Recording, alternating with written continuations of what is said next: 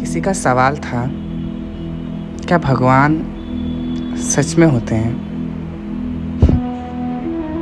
मेरा भी ये सवाल था।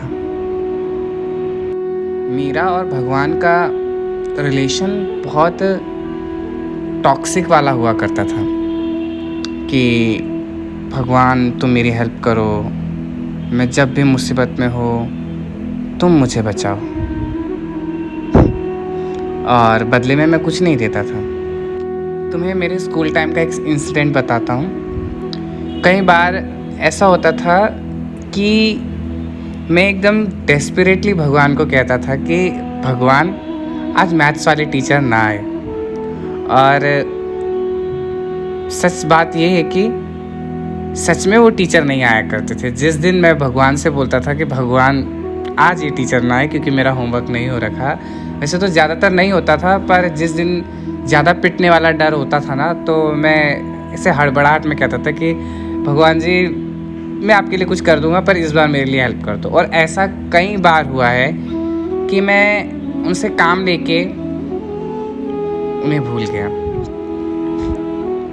तो ये इंसानों में भी होता है। अब जब ये मेरे साथ हो रहा है तो मुझे बुरा लगता है। Karma comes back. तो अब लोग मेरी हेल्प लेके मुझसे हेल्प मांगते हैं, पर जब मुझे उनकी ज़रूरत होती है तब वो नहीं होते, और मुझे भी बुरा लगता है। शायद भगवान को भी वैसे बुरा लगता होगा। और फिर जब मैं मतलब टीनेज से मैं थोड़ा सा ऊपर हुआ, 18 पे पहुंचा, तब एक बहुत बड़ा झटका, बहुत बड़ा सदमा मेरे लाइफ में आया था, जो मैं आप लोगों के लिए मैं बाद में कभी शेयर करूँगा वो स्टोरी। बट मुझे एक सिक्स्थ सेंस आ चुका था कि कुछ तो होने वाला है गड़बड़। और कसम से जिस दिन मुझे वो सब पता चलने वाला था, पता नहीं क्यों तब मेरी आंखें नहीं रो रही थी, मेरा मन रो रहा था, और ऐसे इंसान की तलाश में तड़प रहा था जो मुझे रोता हुआ चुप करे, एक सर पे हाथ रख के कहे कि मैं हूँ साथ तेरे। और सच में तब हमारे पास कोई नहीं था, और मैंने कहीं से सुना था जिसका कोई नहीं होता उसका भगवान होता है। और मैंने उस दिन भगवान को बहुत कोसा कि अब कोई नहीं है मेरे साथ, तो अब आप क्यों नहीं हो, अभी भी आप मेरी परीक्षा क्यों ले रहे हो। और मैंने कुछ नहीं सोचा, बस मैं रोता जा रहा था, इतनी बुरी तरह से रो रहा था। मुझे वो दिन याद करके मेरे अभी भी रोंगटे खड़े हो रहे हैं। और फिर हुआ यूँ, मैं रोते रोते शांत हो गया। तब मुझे एकदम अचानक से ये फील हुआ कि मैं किसी की गोद में सर रख के रो रहा हूँ और कोई मेरे सर पे हाथ फेर रहा है।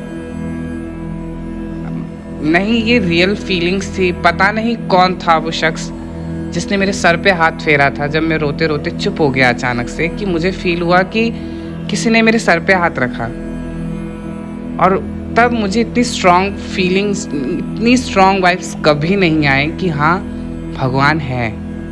भगवान नहीं तो कोई ऐसी पावर है जो हमें अकेला नहीं छोड़ती, हमें दुखी नहीं देख सकती, हमारा साथ देती है।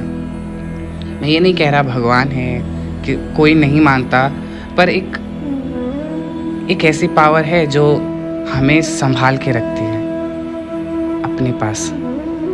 और अभी मैंने हाल फिलहाल में एक स्टोरी भी डाली थी इंस्टा में, जिस पे एक लड़की दुआ कर रही होती है अल्लाह से। तो मैंने कहा कि जब कोई नहीं सुनता तो वो ज़रूर सुनेगा, और सच में वो ज़रूर सुनता है, वो हमारी सुनेगा जब कोई नहीं सुनेगा तुम्हारी। वो सब देखता है कि हम क्या फील कर रहे हैं, कौन से सिचुएशन में कैसा रिएक्ट कर रहे हैं, हम कैसे इंसान हैं, वो हमें हमसे ज़्यादा जानता है। और फिर कई लोगों का उसमें कमेंट, मतलब डीएम आया कि स्टोरी का रिप्लाई कर रहे थे कि नहीं, अगर भगवान होता तो मैं इतने बड़े सिचुएशन में नहीं होता, अगर भगवान होता तो मैं ये सारी चीज़ें नहीं झेलता।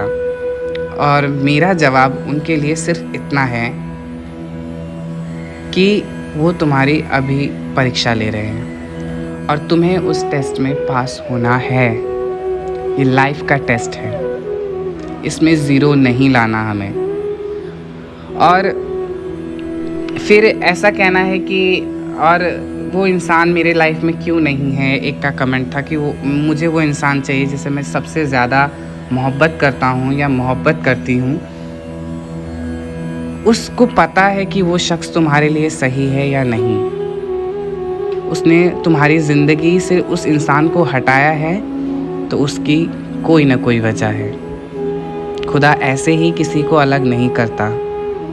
अगर वो तुम्हारा है तो खुदा उसे तुम्हारे पास ज़रूर वापस लाएगा। भगवान उसको तुम्हारे पास ज़रूर वापस लाएगा अगर वो सही है तुम्हारे लिए।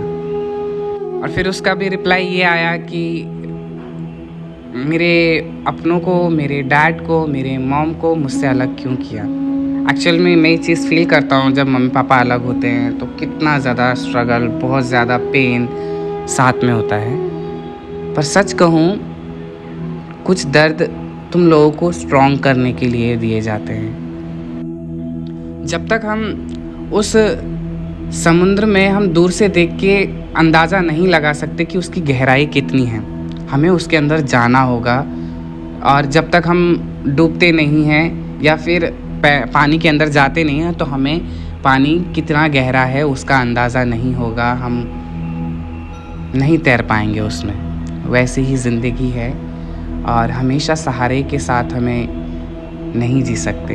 कभी न कभी हमें अकेले पड़ना पड़ता है ताकि हम खुद को जान सकें। तो भगवान या फिर खुदा, कोई ऐसी पावर है जो हमें ये सब सिखाने के लिए बैठी है।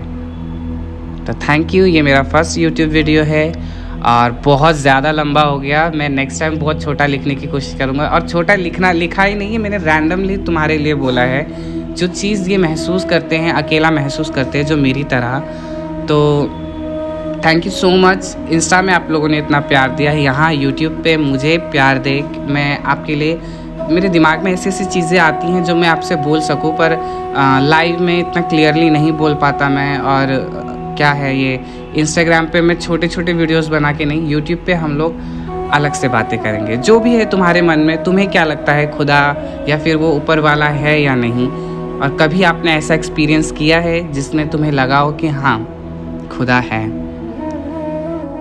Thank you so much for watching my video और ऐसे ही प्यार करते रहना। Love you all.